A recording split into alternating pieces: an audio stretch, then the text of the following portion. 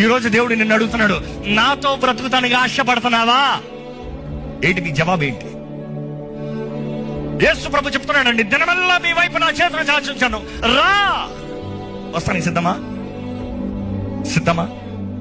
నీ కొరకు అంతా త్యాగం చేసి, అంతా జరిగించి ముగించి, నీ కొరకు స్వరూపమైనను సొగసైనను లేని వాడిగా మార్చబడి, నగ్నంగా శిలువ మీద వేలాడి, నీ సిగ్గు, నీ భారంని, నీ శాపాన్ని, నీ మోసాన్ని అంతా భరించి ఈరోజు నేను అడుగుతున్నాడు, రా, నిన్ను ప్రేమిస్తున్నాను, నీ స్థానంలో నేను మరణించాను, నువ్వు నాతో బాప్తిసంలోకి అడుగు పెడతాంతో పాతవన్నీ గతించాను, సమస్తము కృతమవుతుంది.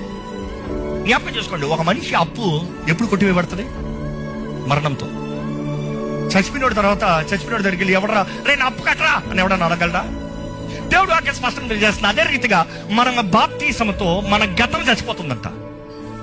నీ పైన వస్తున్న శిక్ష, నీ పైన వస్తున్న తీర్పు, నీ పైన వస్తున్న ఆ పాపం ద్వారా వస్తున్న ప్రతిఫలము, ఎవ్రీథింగ్ ఇస్ సెటిల్డ్.